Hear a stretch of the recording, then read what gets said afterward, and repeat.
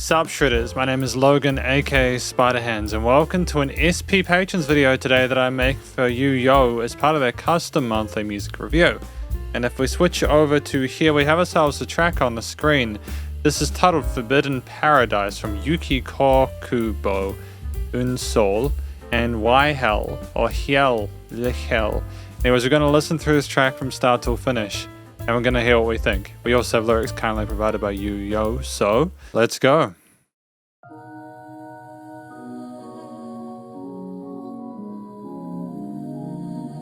Interesting use of the R&B-ish kind of.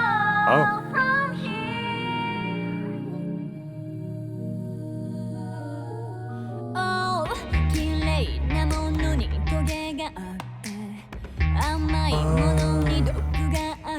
Kind of the K-pop-ish kind of vibes.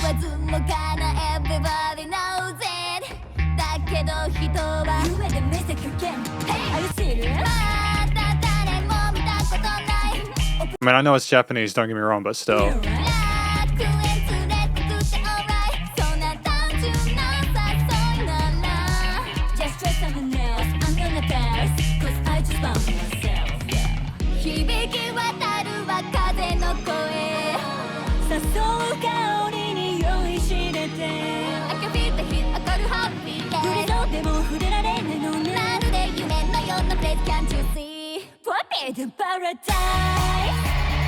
Oh, a breakdown. Or a drop, should I say.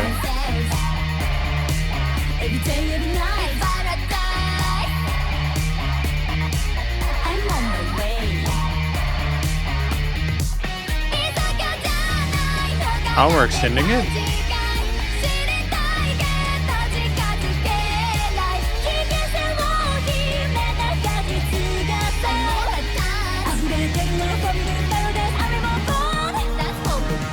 I mean, like, it's incredibly full on with the various different instrumental layers there. The quarter note pulse, especially in our hook section, pushing us forward. The amount of attention to detail with the vocal parts and like the call and responses, the single parts, you know, like there's a lot going on, and we're clearly trying to make sure there's absolutely no filler within this track. You know, like it was nice to have the dynamic range as well, like sort of like a lower sort of amount of oomph for those verse sections rising up into this bigger part. It's fundamentals, but it works. Church bells. With the organ at the start.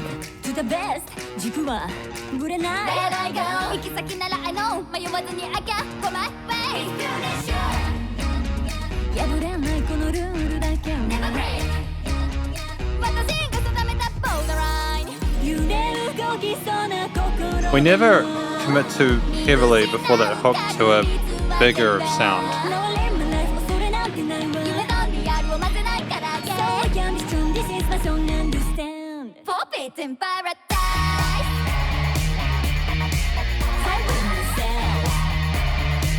I mean, like the chirping and the cutting and chopping of the vocal parts of the that kind of stuff is really fascinating as well. It shows that we not only understand that a singer is a way of telling, it's a storytelling device, but it also works as a melodic instrument as well. Great variations of rhythm within that.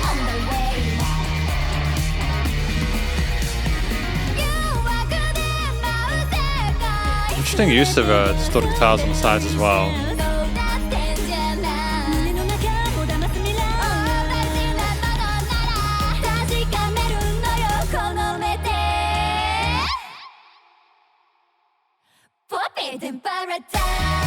It's a very charismatic performance, especially with those double track vocal parts at the start, the Forbidden Paradise headline.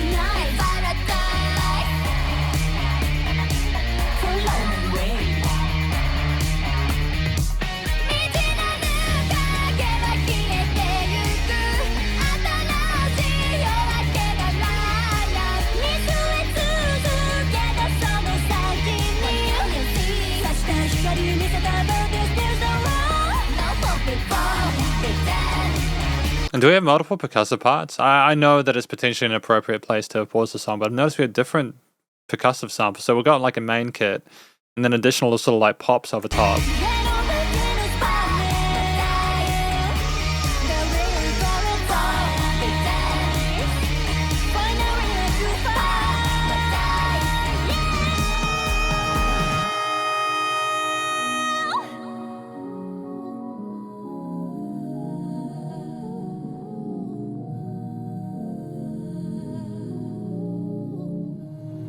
Is the organ supposed to like show the spiritual element of it? The forbidden paradise?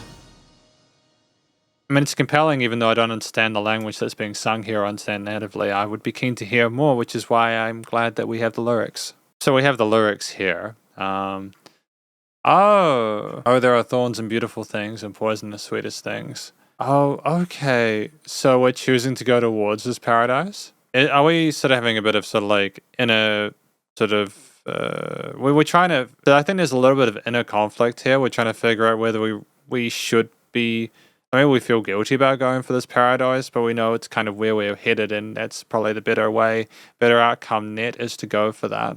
I'm wondering if this is something you kind of need to have, because I think this is related to Idolmaster, if I'm not mistaken. I suppose you kind of need to have a bit more of an understanding of the anime or whatever it is to kind of really get more of a feel for it. But at the same time, I still think the story is compelling on its own. Okay, I think I get it. I think I understand it. I think it's part of a bigger concept, but we'll discuss that more in the conclusion.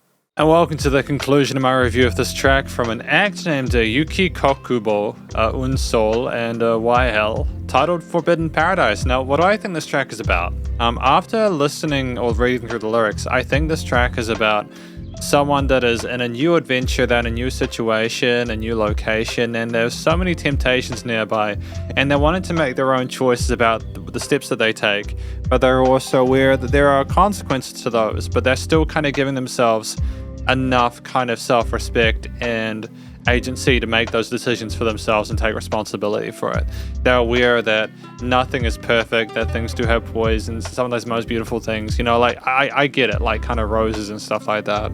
I think the storytelling within this is vague enough that it doesn't spoil the context of what it's related to, but at the same time provides enough sort of nuance there to let you know there's something deeper going on. I think that's also a strength.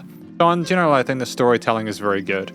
The vocal performance was great. It was charismatic. It kind of, when I look at the girls or the anime characters in the image, I can imagine their voice actors potentially getting involved within this.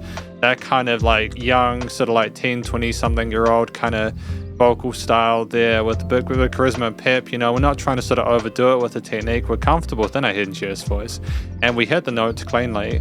And maybe there's a little bit of maybe there is a little bit of sort of like ornamentation or like vibrato kind of like fancy stuff occasionally, but it's more straightforward and focused on keeping the lyrics clear. And those rap parts, the kind of melodic rapping we had, and some of the verse parts were dope. I think that the double tracking as well, with the way we kind of shout out those lines, was charismatic as well and very enthralling to listen to. And we saturated the track with a lot of different concepts from that part of things, but without overdoing it. I never felt as if we were trying to sort of like overstay our welcome and at the cost of the other elements within the backing or the story itself. And I think that when we talk about that kind of forbidden paradise, that kind of I can understand why the way we sung sounded like that. It sounds like someone trying to experience the world for the first time, and they're not expected to know everything, and that's part of the joy of it. The track itself at 3 minutes 53 is a great use of time. It's very well fleshed out. We had various verse and chorus sections alongside other instrumental bits, predominantly stationed around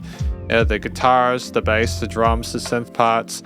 We had lots of extra bits of post-production as well, and little, like with the vocal chopping and everything like that, and kind of getting to kind of glitch and loop and such, but which added sort of like a synthy EDM-ish aspect to it.